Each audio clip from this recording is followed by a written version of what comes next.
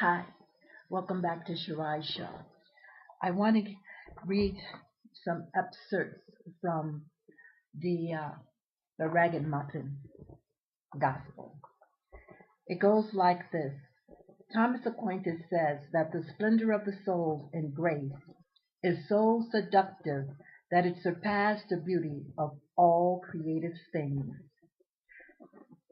A story is told about Fiorello LaGuardia, who, when he was a mayor of New York City, during the worst time of the Great Depression and all of the World War II, was called by the enduring New Yorker the Little Flower.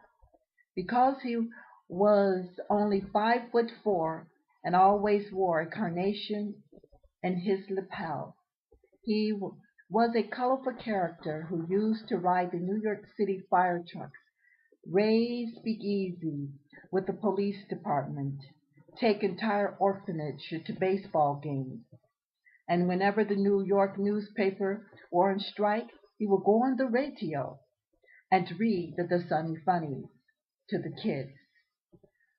One bitter cold night in January of 1935, the mayor turned up at a night court that served the poorest ward of the city. LaGuardia dismissed the judge for the evening and took over the bench himself. Within a few minutes, a tattered old woman was brought before him, charged with stealing a loaf of bread. She told LaGuardia that her daughter's husband had deserted her and her daughter was sick and her two grandchildren were starving. But the shopkeeper from whom the bread was stolen refused to drop the charges. It is a bad neighborhood, Your Honor, the man told the mayor. She has got to be punished to teach other people around here a lesson. LaGuardia sighed. He turned to the woman and said, I got to punish you. The law makes no exceptions. $10 or 10 days in jail. But even as he pronounced sentence, the mayor was already reaching into his pocket. He extracted a bill and tossed it into his famous burrito, saying, Here is $10 fine, which I now remit. Furthermore, I'm going to fine everyone in this courtroom 50 cents for living in a town where a person has to steal bread so that her grandchildren can eat. Mr. Bailiff, collect the fines and give them to the defendant. So, the following day, the New York City newspaper reported that $47.50 were turned over to the bewildered old woman who had stolen a loaf of bread to feed her starving children. 50 cents of the amount being contributed by the red-faced grocery store owner. While some 70 petty criminals, people with traffic violations, and the New York City policemen, each of whom have just paid 50 cents for the privilege of doing so, give the mayor a standing ovation. What an extraordinary moment of grace for someone present in the courtroom. The grace of God operates at a profound level in the lives of loving people. Oh, that would recognize God's grace when it comes to us. What a terrifying story. Imagine he fined everybody in the courtroom for allowing a woman not even contributing anything to help her to get fed. Just like when I was out there. If it wasn't for some good Christians out there, I would have been starving. And I was, literally. So this is my blessing back to them. I love you all who had helped on this long journey because it has been a long and stormy journey that I wish on no one. But that goes to show that there are good and loving people out there that will do something when the time is right.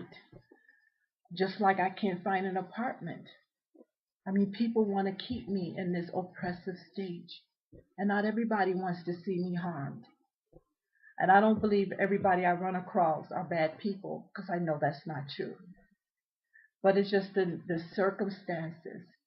This is one good story about Mr. LaGuardia, and I guess that's why they have LaGuardia Airport's named after him. If you didn't know that, that's FYI. But anyway, I mean, this is unbelievable that I'm sick, I need medical attention, I can't even get Medicare, so here I am using 100% garlic, cloves, and eating it in order to um, fight this viral that I have, or this sickness, this fever that I'm having. So I'm really trying to let you know that this is a desperate situation I'm in. Um, I'm living out of a hotel right now. It's paying about almost 250 a week, 250 a week, and pretty much I'm trying to. My identity is being hijacked. My mailbox is being compromised. They don't want me to get my mail. They don't want me to get my Social Security check. They just want me thrown in the street so they can continue oppressing me and exploiting me. They want me to be a whore. And I'm scared. You know, this is unnerving for me. I hate being like this. Um, you can't. You don't. No one really wants to help you. All the organizations pretty much have people under my identity. You should see their face when I walk in. It's kind of like, oh my God, we can't help you. It's like we don't want to help you. I mean, this is like you made it. So we need your identity so they can make it. So we can't help you. This is unbelievable. This is unbelievable.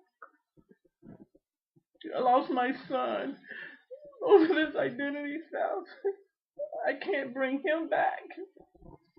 This is I'm worried about what's going to happen to me tomorrow. Will they arrest me because somebody's under my identity? Will they stop my Social Security because somebody lied? And all they do is just sit there and want to exploit me. Like the post office worker said. And she shouldn't have squawked. I'm like, I don't even know you. What did my mailbox, my personal information got to do with you?